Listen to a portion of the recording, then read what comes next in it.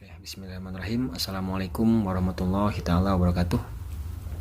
Saya Aceng Supriyadi, mahasiswa Sistem Informasi Universitas Nasional dengan NPM 1731127062157. Pada hari ini, Rabu tanggal 22 Juli 2020, akan mencoba untuk mengajarkan tugas mata kuliah Enterprise Research Planning dengan dosen penguji yang terhormat Bapak Dr. Agung Triyayudi Skom Mkom. Adapun untuk tugasnya yaitu diminta untuk merangkum materi pembelajaran pertemuan ke-9 sampai dengan materi pertemuan ke-15. Oke, langsung saja. Untuk materi pertemuan 9 yaitu berkaitan dengan Sales Order Process dan Marketing Information System. Nah, untuk Marketing Information System sendiri itu ada beberapa hal yang jadi pertanyaan strategis, ya, diantaranya terkait produk apa yang akan diproduksi, terus juga berapa kuantiti untuk masing-masing produk yang akan diproduksi, terus juga bagaimana proses promosi dan pengiklanannya, dan juga bagaimana proses pendistribusian produk tersebut supaya mencapai kepuasan pelanggan yang maksimum, dan juga bagaimana atau berapa harga yang akan ditentukan untuk produk tersebut. Nah, itu untuk sales order process. Nah, ini ada beberapa tahapan dan saya ambil studi kasus sesuai di modul yaitu di Peter Sneaker. Nah, untuk Peter Sneaker sendiri ini perusahaan yang membuat dua snack bar yang berskala besar tentunya. Ada snack bar NRGA dan juga NRGB, nah, dengan spesifikasi dan juga varian yang berbeda tentunya, dan memiliki dua jenis divisi penjualan. Ada divisi wholesale sama direct sale. Kalau wholesale itu menjual ke pihak distributor atau agen, nah ini biasanya harganya lebih rendah karena jumlah pembelian besar-besar, ya, atau penjualan retail seperti itu. Nah, sedangkan untuk direct sale ini menjual ke bagian toko-toko, ya, toko-toko yang besar. Nah, ini ada promosi biasanya itu, penentuan diskon. Kalau misalkan pengambilan sekian maka dapat diskon, kalau kurang ya tidak dapat atau seperti apa. Nah, itu mungkin proses promosinya. Nah, dalam tahapan sales order prosesnya ini juga sudah mengadopsi sistem pada ERP, ya, sehingga dalam prosesnya tidak terjadi kekacauan gitu loh. Jadi prosesnya berjalan efektif dan tentunya orderan sebaik apapun bisa ditangani. Oke, dalam prosesnya karena memang menjalankan sistem ERP, maka prosesnya sama pada beberapa software seperti software SAP, ya, diawali dari yang namanya sales, ya, bagian sales ini membuat penawaran atau quotation, price quotation. Nah, nanti ditanggapi atau di feedback oleh bagian atau pihak customer, nanti akan terbit yang namanya PO. Ketika PO diterima oleh sales maka membuat yang namanya sales order. Nah, sales order inilah yang akan menjadi patokan bagian accounting dan finance untuk nantinya biasanya menerbitkan invoice atau penagihan atau billing payment. Nah, ini ketika sales order dibuat, maka langkah atau selanjutnya, proses selanjutnya adalah pencetakan juga yang namanya packing list atau order filing, berupa packing list dan juga shipping label yang akan diterima atau diberikan ke bagian warehouse atau logistik. Nah, di warehouse inilah mereka tugasnya adalah melakukan pengemasan, pengambilan barang sesuai dengan packing list yang diberikan dari pihak sales. Ketika ada barang yang tidak ada, maka kemungkinan orderan atau sales order diperbaharui, ya, dikonfirmasi. Maka harus diperhatikan apakah pengiriman partial shipment sebagian yang ada dulu, yang tidak adanya nanti, ataukah yang tidak adanya di cancel. Nah, ataukah mungkin pengiriman nanti saja, nunggu seluruh barang tersedia atau ready dikirim. Nah, itu yang harus diperhatikan. Oke, ketika sudah sesuai semua antara sales order dengan kuantiti barang yang ada di gudang, maka lakukanlah packing and delivery oleh pihak pihak warehouse ini, ya, sampai transportation, pengiriman barang. Ketika barang dikirim, maka pihak accounting menerbitkan yang namanya PO, ya, sesuai dengan dokumen pendukung dari warehouse dan juga sesuai dengan sales order dari divisi sales. Nah, ketika barang dikirim terus sales order invoicing diterima, maka tinggal menunggu payment yang nantinya di AR, ya, atau account receivable di finance dan accounting. Oke. Ketika ada return, ya itu tinggal bagian customer menghubungi atau mengkontak bagian sales, dan sales akan menindaklanjuti dan mengkonfirmasi ke bagian accounting dan finance. Nantinya jadi yang namanya credit memo. Nah, itu mungkin tahapan di Vitas Maker. Nah, dalam dalam SAP ya, ERP ini pun juga sama prosesnya, cuman istilah yang berbeda. Jadi dimulai dari yang namanya pre-sale activity, dilanjutkan dengan yang namanya sales order process, terus dilanjutkan dengan yang namanya inventory sourcing, ya, terus lanjutkan dengan yang namanya billing, ya, terus jadi payment dan AR, ya, atau akun receivable, dan nanti juga ada yang namanya return. Jadi tahapannya sama ya. Untuk pre-sale activity ini sendiri, ini adalah terdiri dari inquiry, ya, berupa pendekatan ke customer, dan juga ada yang namanya purchase atau inquiry. Ini ada yang setelah inquiry atau pendekatan barulah price quotation ke customer, nanti barulah pembuatan sales order, ya, dan tentunya itu yang jadi patokan untuk pembuatan invoice. Tetapi setelah sales order ini akan dicek juga secara otomatis untuk inventory sourcingnya, tersedia apa tidakkah item-item produk sesuai dengan sales order. Kalau tidak ada, ya berarti konfirmasi ulang ke bagian customer yang ada dulu kah atau seperti apa. Nah, ketika sudah sesuai semuanya, tahapannya sama ya, yaitu billing, ya, atau pembuatan invoice, ya. Ketika dikirimkan pun juga sama, shipping, pengiriman, barulah nanti penerimaan, receiving pihak customer, dan barulah tahapan pembayaran atau payment, seperti itu. Nah, itu ya, dan dalam hal ini juga harus diperhatikan untuk sales order ini ada yang namanya limit credit. Jadi ketika customer order lebih dari batas minimal kredit, ya harus dilakukan konfirmasi, ya, penolakan kah ataukah pemilihan beberapa produk kah yang harus dikirim dan lain sebagainya. Ya, ini harus diperhatikan. Tentunya dalam hal invoice pun juga sama, harus disesuaikan dengan pengiriman barang, ya, biasanya partial shipment, jangan sampai ketidaksesuaian data. Nah, untuk SAP ini sudah terintegrasi seluruh bagian sehingga mengurangi risiko kesalahan entry dan lain sebagainya. Itu mungkin dalam tahapan prosesnya. Jadi ada 3 bagian, ada sales, ya, ada warehouse, ada accounting dan finance. Itu ada 3 function, ya, 3 divisi atau 3 bagian fungsional dalam menjalankan sistem ERP ini. Oke, ya itu mungkin untuk materi pertemuan ke-9.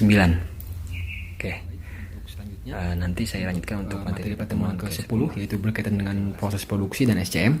Kayak dalam hal proses produksi ini ada beberapa hal yang harus diperhatikan, dan poin penting diantaranya adalah perencanaan produksi atau production planning. Nah, dalam hal ini tujuannya apa? Tujuannya adalah adanya production planning ini adalah untuk memastikan penjadwalan yang ekonomis, ya, untuk mendapatkan efisiensi dan efektivitas, tentunya efisiensi biaya, efisiensi waktu, sehingga nanti dapat mengirimkan barang sesuai dengan waktu yang telah ditentukan dan dijanjikan kepada customer, seperti itu, sehingga customer pun merasa puas dengan pelayanan daripada kita selaku sales, gitu.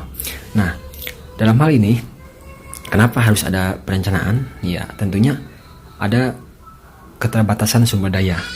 Nah, makanya harus adanya keseimbangan antara demand dan research atau sumber daya. Jadi permintaan dengan persediaan itu harus seimbang. Ketika permintaan tinggi, ya kita harus dibuat perencanaan juga untuk researchnya atau sumber dayanya, dari mulai tenaga kerja, kebutuhan bahan baku, gitu. Kenapa? Karena itu ya keterbatasan sumber daya, keterbatasan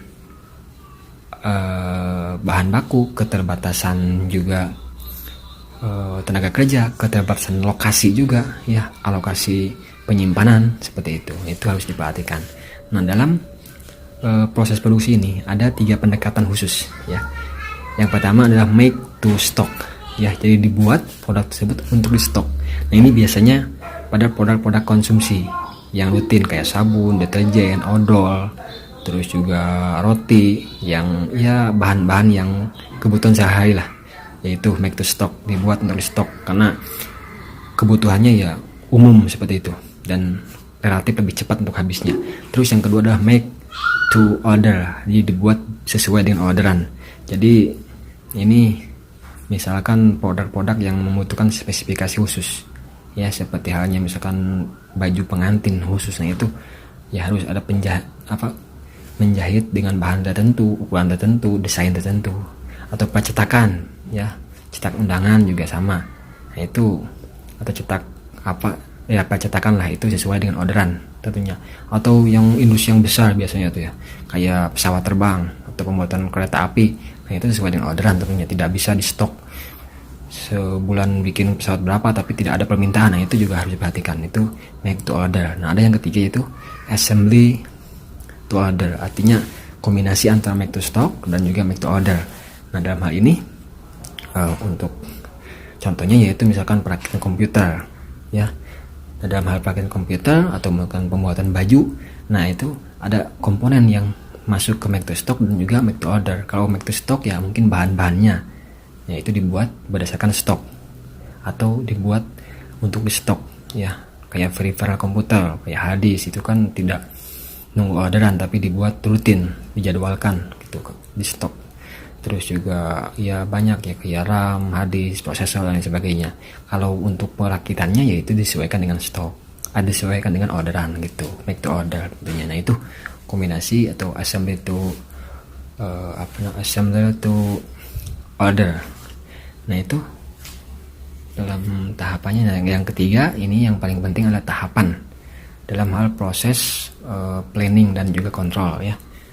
Planning, produksi dan juga kontrol. Jadi diawali dari yang namanya ramalan ya, biasanya ini ada forecast sales ya, peramalan penjualan ya. Terus tahapan selanjutnya ini masuk ke kategori strategi ya, strategi planning, jadi peramalan.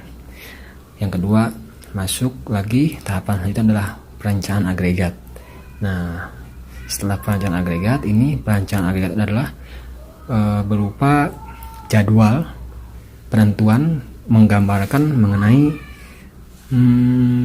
kebutuhan variabel produksi, misalkan kebutuhan tenaga kerja berapa, terus kebutuhan sumber daya materialnya berapa, kebutuhan akan SDM, kebutuhan akan modal. Nah ini di agregat ini, dan ini masuk ke perencanaan jangka menengah. Oke, yang kedua adalah level tactical strategi. Tactical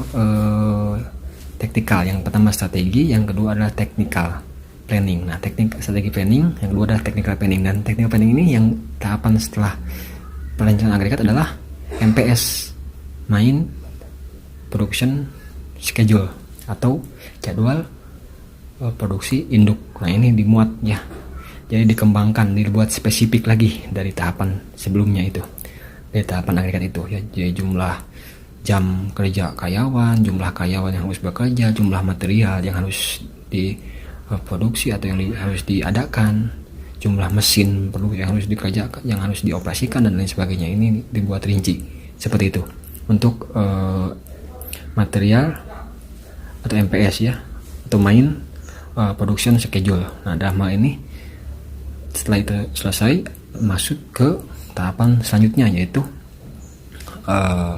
material planning ya. Ini adalah perencanaan kebutuhan sumber bahan baku ya.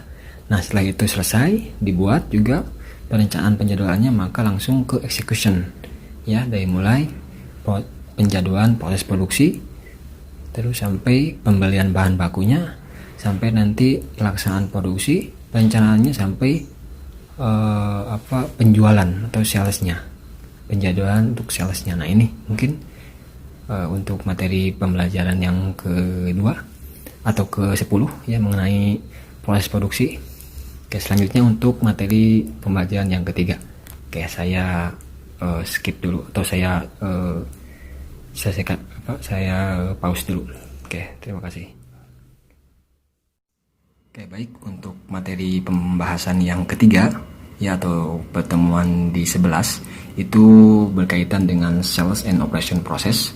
Ya, oke, untuk sales and operation process, dan itu mengenai keterlibatan sales dan juga beberapa bagian operation tentunya ya. Oke, dan ada 3 prinsip penting ya dalam sales and operation process ini.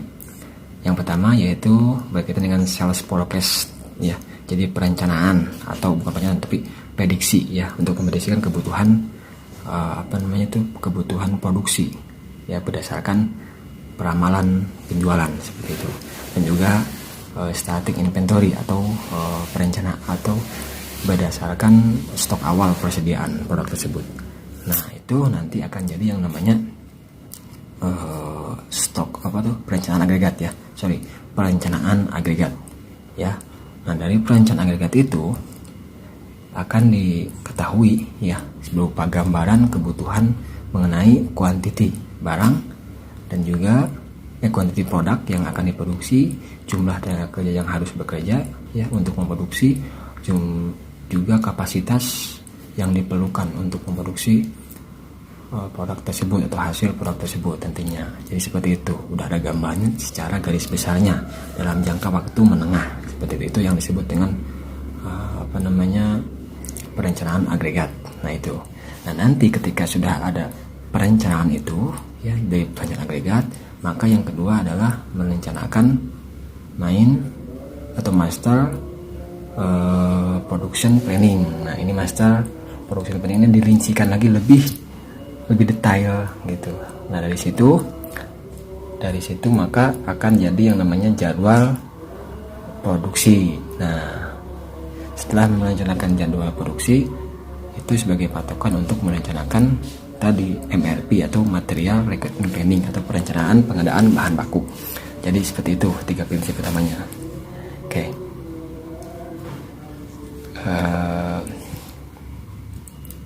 Selanjutnya dalam sales and operation process ini adalah ada tiga kriteria atau 3 strategi bisnis ya yang dijalankan. Ada chase strategi. Nah, chase strategi ini Adam sebentar. Oke, baik, saya lanjutkan untuk strategi pendekatan kegiatan produksi ini ya berdasarkan sales and operation process tadi.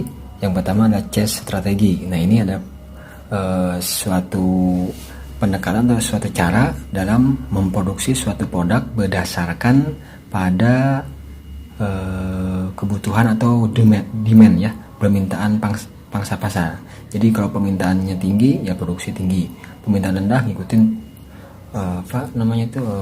produksi rendah, seperti itu. Jadi disesuaikan ya, diselaraskan dengan permintaan.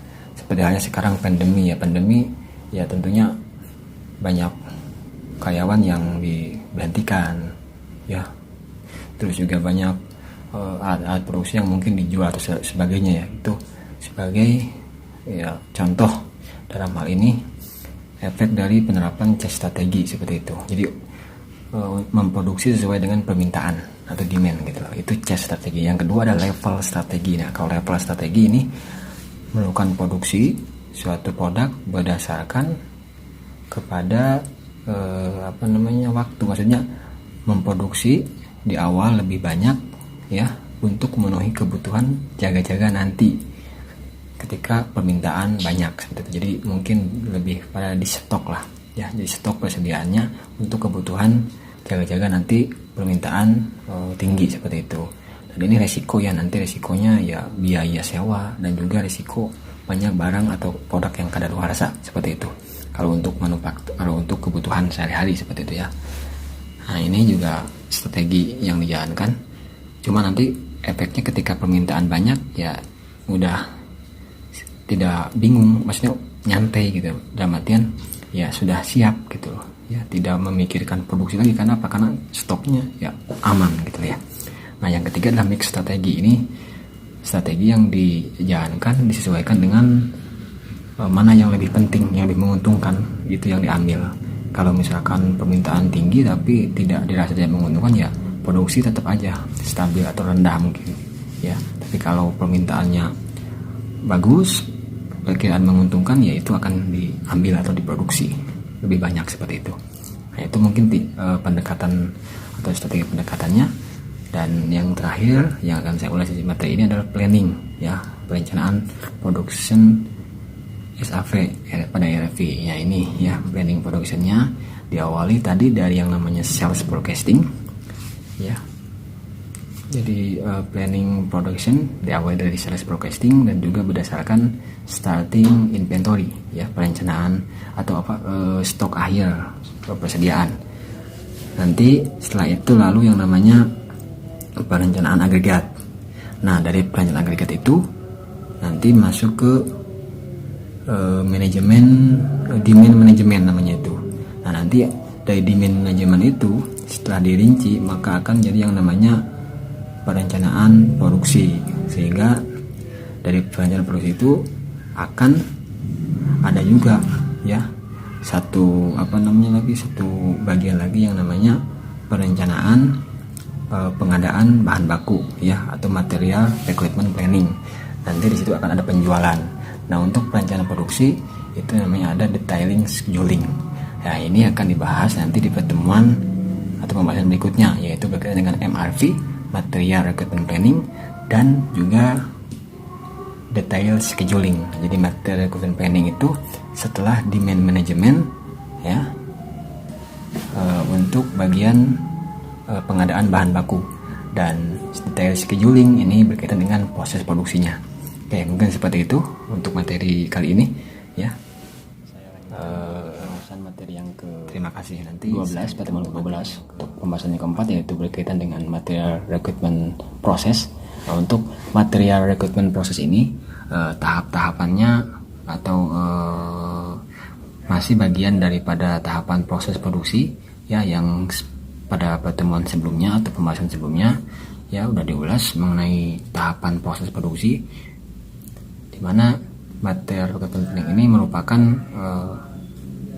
kebutuhan ya, perencanaan terhadap kebutuhan bahan baku pada proses produksi. Nah tentunya pada tahap ini ya itu dibutuhkan beberapa perencanaan. Di antaranya adalah bill of material ya, ini artinya adalah berapa banyaknya kebutuhan akan komponen atau material tertentu untuk diadakan ya, untuk melakukan pembelian atau untuk procurement ya, guna untuk memenuhi kebutuhan produksi.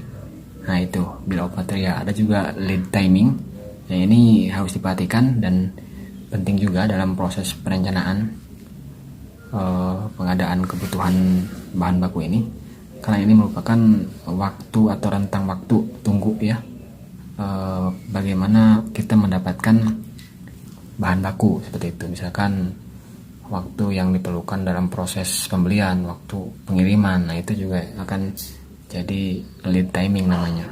Terus juga ada istilah lain yaitu load sizing. Nah ini adalah kapasitas atau kuantitas yang akan diproduksi dalam perencanaan produksi ini berapa, seperti itu. Misalkan sekian pon, sekian lembar LB ya, misalkan per hari atau dan dari situ bisa dipecah nantinya bill of materialnya berapa untuk bahan-bahan ini gitu. Masing-masing material dirincikan satu persatu kebutuhannya ya, untuk bisa menutupi atau memenuhi produksi suatu produk. Oke. Jadi tahapan dalam material recruitment planning ini ya diawali dari yang pertemuan sebelumnya dibahas, itu berkaitan dengan yang namanya perencanaan agregat ya, atau sales and operation process, lalu menghasilkan production planning atau perencanaan produksi. Nah dari perencanaan produksi itu berupa kelompok produk ya, masih kelompok produk, dan itu perencanaan yang jangka menengah. Nah, dari situ akan dipecah lagi menjadi MPS atau Master Production Schedule. Nah dalam Master Production Schedule itu itu sudah masuk ke kategori item product. Nah, itu dipecahnya seperti itu. Jadi misalkan awalnya adalah sampo saja, jadi ini mungkin jenis sampo seperti itu untuk MPS, Master Production Schedule.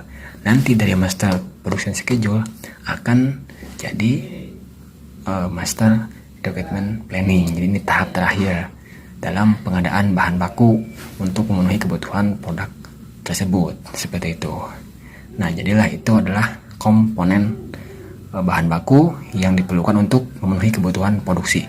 Oke, mungkin itu saja ya ulasannya karena waktunya juga tidak mencukupi. Oke, saya akan lanjutkan untuk materi yang ke pertemuan 13 ya, itu berkaitan dengan proses produksi, dan ini adalah tahapan sebelum proses produksi dilakukan. Masih bagian dari turunan dari demand management ya, manajemen permintaan, di mana kan ada MRV, dan juga yang sekarang akan dibahas adalah detail scheduling ya, ini penjadwalan secara mendetail seperti itu mungkin ya. Oke, untuk detail scheduling ini digunakan untuk menentukan kebutuhan atau untuk menentukan sumber daya dan juga waktu dalam melakukan suatu operasi dengan mempertimbangkan sumber daya dan juga produk ya, ketersediaan sumber daya dan juga produk. Nah, itu untuk detail scheduling. Jadi detail scheduling ini ya cukup rumit ya, dan rumit ya dalam penentuannya karena harus menyesuaikan atau berdasarkan load staging ya, ketersediaan lahan atau kapasitas, terus juga work center file ya untuk para pekerja itu, pusat kerja, data-data para pekerja dan lain sebagainya. Ada routing file juga tuh harus diperhatikan, jadi rute pengiriman atau rute trans distribusi barang seperti itu, atau bahan baku ya dalam proses produksinya. Itu juga harus dipertimbangkan dalam penentuan detail scheduling ini. Nah, jadi ada 3 aktivitas utama dalam detail scheduling ya. Yang pertama itu ada scheduling ya. Scheduling itu artinya mengirim atau melepas ya, melepas, dispatching gitu kan, melepas suatu operasi kepada sumber daya pada waktu tertentu. Nah, itu kalau scheduling, jadi menjadwalkan di awal seperti itu ya. Misalkan tanggal sekian mau produksi berapa font, berapa LB seperti itu ya, berapa banyak dengan tenaga kerja berapa orang seperti itu. Itu penentuan awal.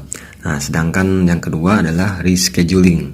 Artinya itu mengirim suatu operasi yang sudah terjadwal kepada sumber daya yang berbeda atau tanggal yang berbeda gitu. Jadi udah dijadwalkan di awal tapi dijadwalkan kembali di waktu yang berbeda, atau mungkin sumber daya yang berbeda. Misalkan dijadwalkan bahwa produk ini akan disimpan di gudang A, ternyata dijadwalkan kembali ya, rescheduling itu namanya, dijadwalkan di gudang yang lain gitu, seperti itu. Nah, itu rescheduling.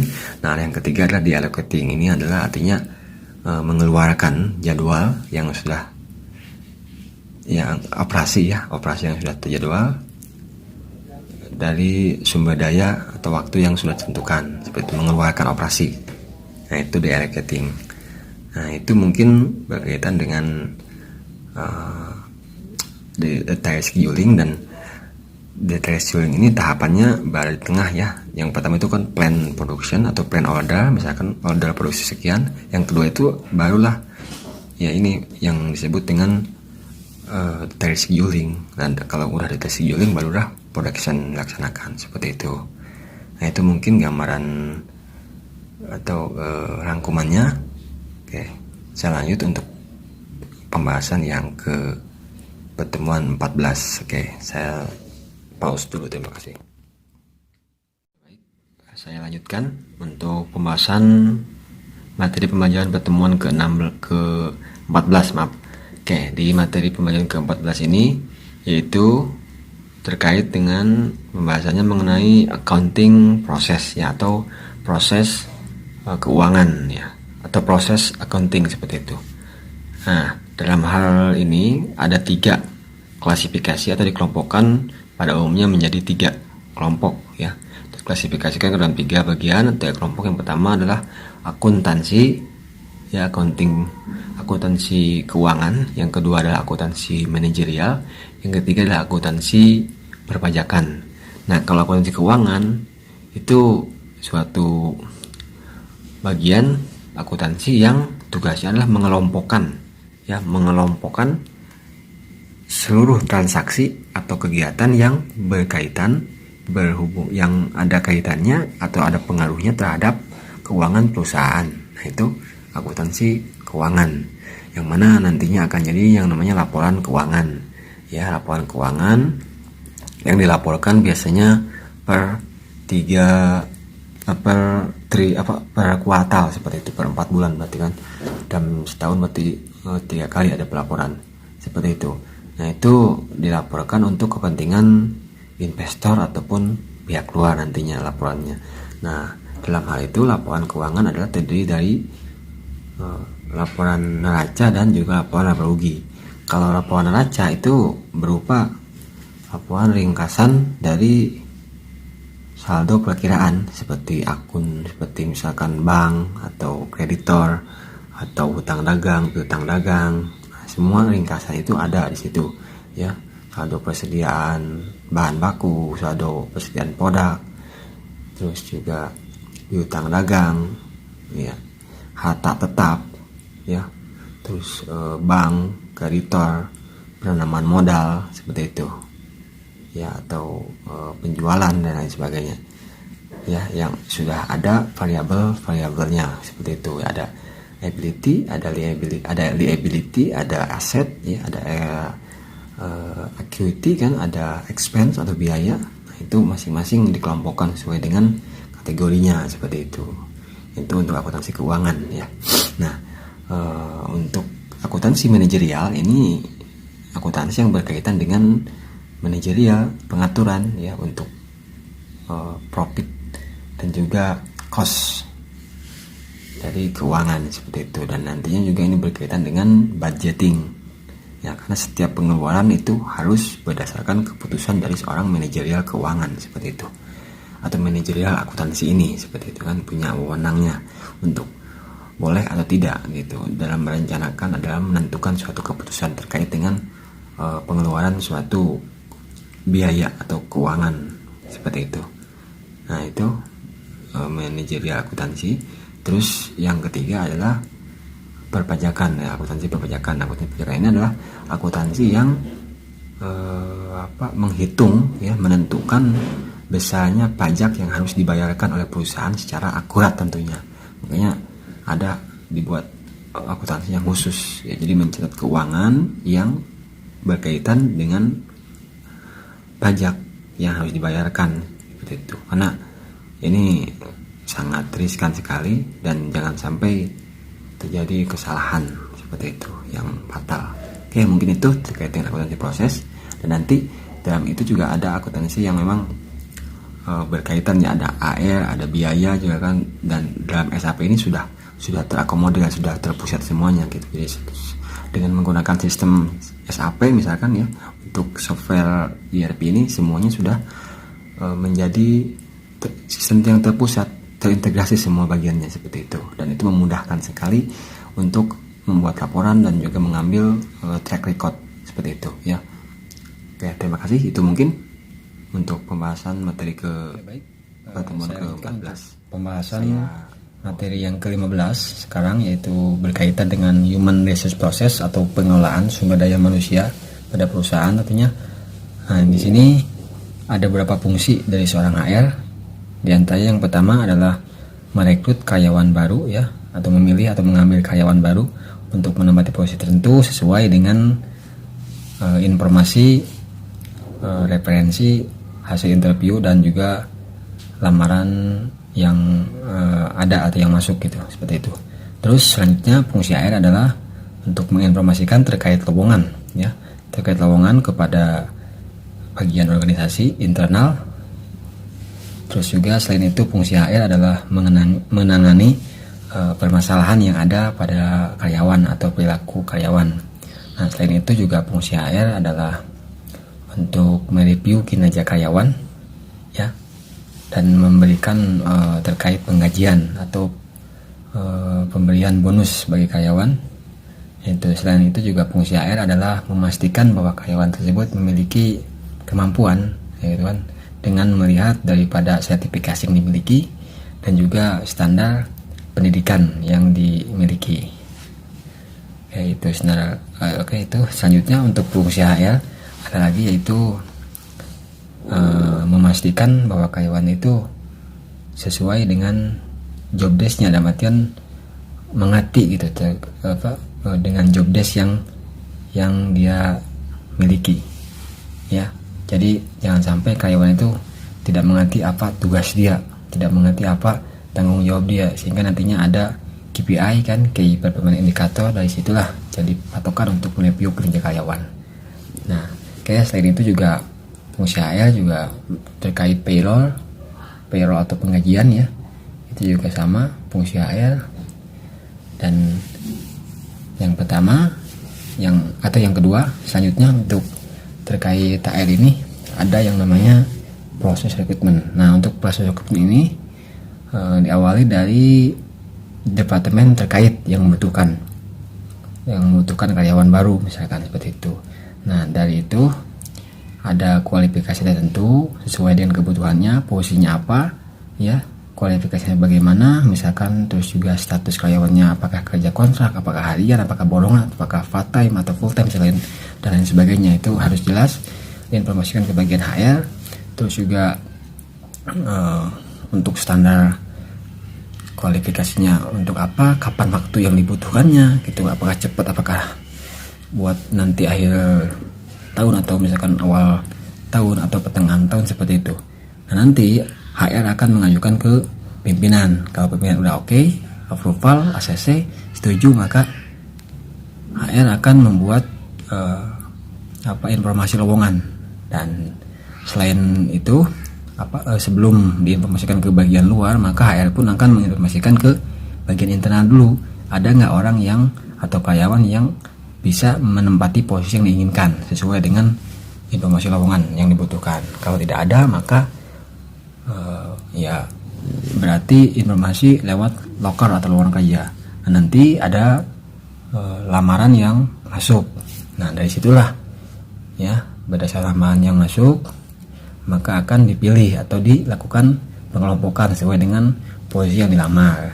Dari situ akan di-review lamarannya dan nanti akan dipilih untuk kandidat yang potensial. Nah, itu akan dipilih dan disampaikan juga ke bagian terkait yang membutuhkan atau departemen terkait dan ikut membantu melakukan review. Dan dari situ akan diadakan atau akan dipilih 3 kandidat, ya, akan melakukan ranking 3 kandidat terbaik, kandidat paling potensial, ya, untuk dijadwalkan interview. Nah, nanti ketika dipanggil untuk interview, ada ke interview, maka HR akan menginterview dan selanjutnya juga bagian departemen terkait juga akan melakukan interview, seperti itu. Bahkan untuk posisi yang lebih tinggi, ya, itu pimpinan perusahaan pun juga dilibatkan dalam hal interview karyawan baru ini, calon karyawan baru ini, gitu, seperti itu. Nah, ini setelah itu maka nanti akan ada hasil yang didapat sesuai hasil interview itu berdasarkan referensi dari bagian departemen terkait juga terkait karyawan apakah diterima atau tidak, nanti akan diinformasikan melalui by phone biasa, seperti itu. Nah, nanti setelah itu barulah bantuan SWOT kesehatan dan juga cek kesehatan karyawan, calon karyawan baru, sampai dengan penentuan tanggal atau mulai bekerja bagi karyawan, ya, pengurusan surat kontrak dan lain sebagainya. Itu untuk karyawan baru tersebut, seperti itu. Nah, untuk selanjutnya ada lagi yang namanya setelah proses itu. Nah, kalau misalkan tidak ada karyawan yang sesuai nih dengan kriteria, ya berarti kembali lagi dari awal. Oke, itu proses rekrutmen. Nah, dalam HR juga ada istilahnya yaitu payroll proses. Ya, ini adalah proses pengajian karyawan. Nah, ini HR juga memiliki wewenang penuh dalam hal ini, ya. terkait juga peningkatan penggajian karyawan atau mungkin pemberian bonus karyawan. Ada juga time management. Nah, ini terkait dengan jadwal kerja bagi karyawan ya. Bahkan juga mungkin lembur juga, kompensasi juga bagi karyawan yang ada lembur seperti itu. Terus ada juga travel management. Nah, ini travel management ini artinya perjalanan dinas ya. Kalau ada karyawan yang melakukan perjalanan dinas, menggunakan inventaris kantor atau lain sebagainya juga sama. Ini juga ditangani dan dikelola, dilaporkan ke bagian HR. Terus ada juga pelatihan ya atau training and development. Ini juga sama, bagian HR juga yang melakukan budgeting di awal, bahkan forecasting, perencanaan ya. Jadwal pelatihannya apa seperti itu juga bagian HR yang mengelolanya. Jadi ya lumayan banyak juga, sampai promosi jabatan, review kinerja juga itu bagian HR yang mengurusnya. Oke, itu mungkin penjelasan terkait human resource proses. Jadi alhamdulillah penjelasan dari pertemuan 9 sampai ke 12 sudah saya sampaikan rangkumannya sesuai kemampuan yang saya bisa. Terima kasih. Akhir kata, wassalamualaikum warahmatullahi wabarakatuh.